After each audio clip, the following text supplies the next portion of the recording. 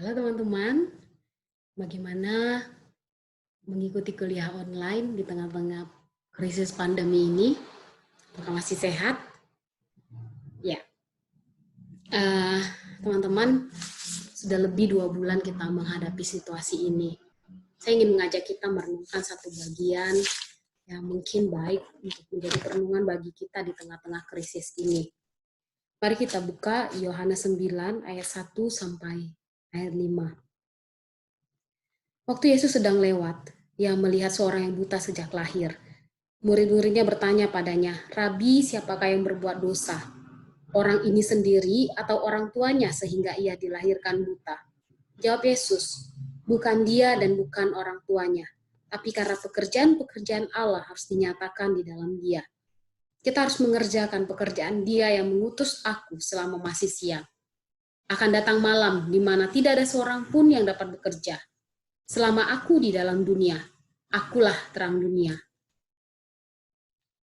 Teman-teman, di saat penulis Alkitab menceritakan tentang mata, maka kita perlu tahu bahwa yang dimaksud penulis bukan semata-mata apa yang dilihat oleh seseorang secara fisik, tetapi jauh lebih di belakangnya, apa yang ada di belakangnya. Yesus mengatakan dalam Matius 6 ayat 22 sampai ayat 23, "Mata adalah pelita tubuh. Jika matamu baik, maka teranglah seluruh tubuhmu. Jika matamu jahat, maka gelaplah seluruh tubuhmu." Oleh sebab itu, teman-teman, ketika Tuhan Yesus berbicara tentang mata, berbicara tentang menyembuhkan orang buta, maka Tuhan Yesus tidak hanya menyembuhkan mata fisik orang tersebut, tapi Tuhan Yesus juga menyembuhkan mata rohaninya. Hari ini kita akan bicara tentang stay healthy di tengah-tengah krisis pandemi ini. Teman-teman bicara tentang tetap sehat, maka sarannya cuma jaga kesehatan. Nah, bicara tentang sehat, maka kita memikirkan baik itu kesehatan jasmani, kemudian kita akan berbicara tentang kesehatan jiwa.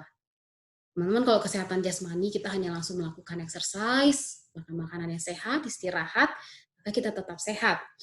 Tapi bagaimana dengan kesehatan jiwa di tengah-tengah krisis ini? Teman-teman, tak sedikit situasi ini menyulitkan banyak orang. Kenyataannya, sebagian masyarakat mulai bosan, sebagian lelah, mungkin ada yang putus asa karena keadaan berubah. Bagi kita yang tidak terbiasa betah di rumah, kuliah online bukanlah merupakan kuliah yang mengenakkan bagi kita. Karena kita harus menghadapi situasi, nyataan keluarga yang sering bertengkar misalnya. Situasi ini menjadi melelahkan bagi kita, karena kita tidak memiliki relasi kedekatan. Kita mengalami kesepian di tengah situasi ini. Stay at home bisa menjadi neraka bagi kita. Karena kita mungkin bertemu dengan keluarga, orang tua, saudara, yang kepadanya kita masih menaruh kemarahan dan kepahitan. Sehingga stay at home ini menciptakan gap yang makin besar.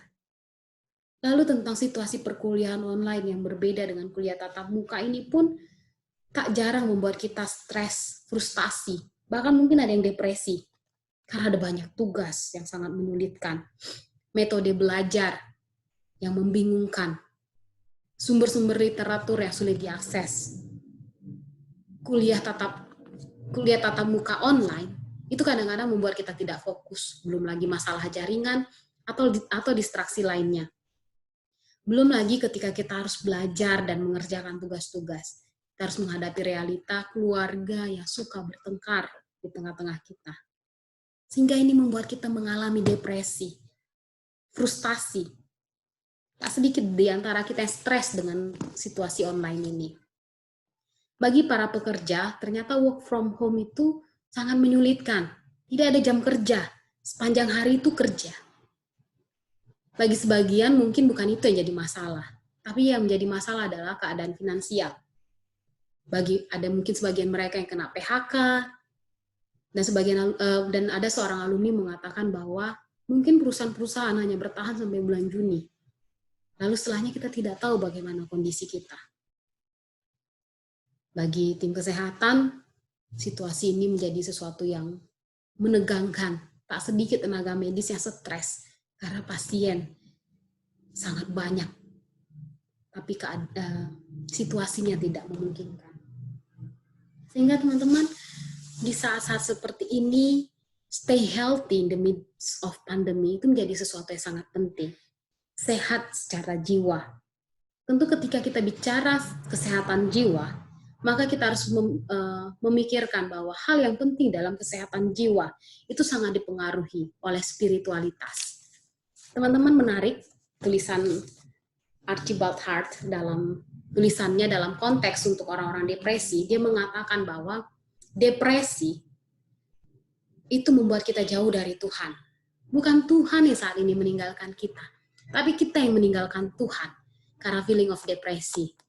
Itu sama halnya dengan ketika kita memakai kacamata hitam di tengah-tengah situasi yang terang, cerah, apa yang kita lihat sebenarnya tidak real. Karena kita hanya melihat cahaya yang sedikit, oleh karena kacamata memfilter cahaya tersebut. Seperti inilah gambaran ketika kita mengalami situasi-situasi yang membuat kita stres, membuat kita depresi, situasi yang mengganggu kesehatan mental kita.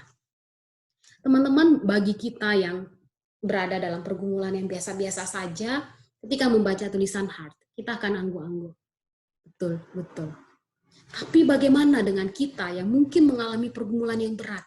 Kita diperhadapkan dengan kenyataan di depan kita. Hal ini tidak mudah. Keadaan pandemi ini tidak mudah. Perekonomian hancur. Kita nggak tahu bagaimana ke depan. Sehingga ketika melihat situasi ini, mungkin kita tidak hanya sekedar memakai kacamata hitam, tapi kita mungkin sama sekali tidak dapat melihat. Kita buta. Dan kita tidak bisa melihat Allah di tengah situasi ini.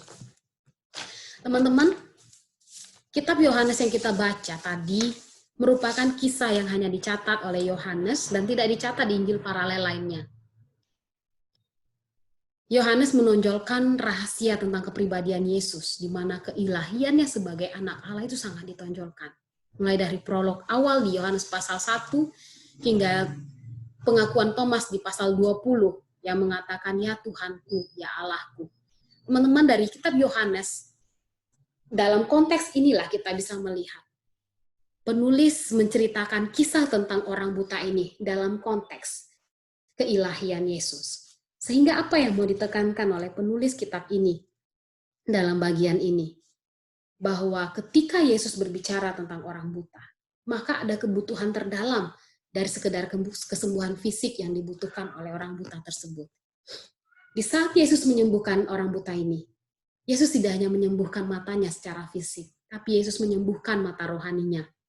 Sehingga pertanyaan para murid di ayat 2, tentang siapa yang berbuat dosa, apakah dia sendiri atau orang tuanya, maka Yesus menjawab di ayat berikutnya dengan menyatakan bahwa bukan dia, bukan orang tuanya, tapi karena pekerjaan Allah harus dinyatakan di dalam dia. Teman-teman, jangan kita artikan jawaban Yesus ini secara sederhana, hanya dengan melihat fenomena-fenomena manusiawi. Misalnya, keadaan kita sekarang. Karena ada banyak kemungkinan-kemungkinan yang terjadi. Misalnya karena kelalaian kita. Contoh, ketika pemerintah membuat peraturan PSBB, namun kita tidak mau mematuhinya, lalu mungkin ada yang terpapar oleh karena ketidakpatuhannya, lalu dia akan mengatakan, oh ini dari Tuhan, supaya pekerjaan Tuhan dinyatakan. Maka benar demikian. Lalu ketika kita saat ini yang sedang stres, karena deadline tugas dan juga mungkin ada yang sedang UAS, lalu kita bilang, lalu suatu saat kita melihat hasil bahwa kita gagal, lalu kita bilang, oh mungkin Tuhan ingin menyatakan kehendaknya melalui kegagalan saya saat ini. Apakah benar demikian? Nah teman-teman, pernyataan Yesus di bagian ini, Yesus tidak sedang menyatakan jawabannya untuk hal-hal yang fenomena.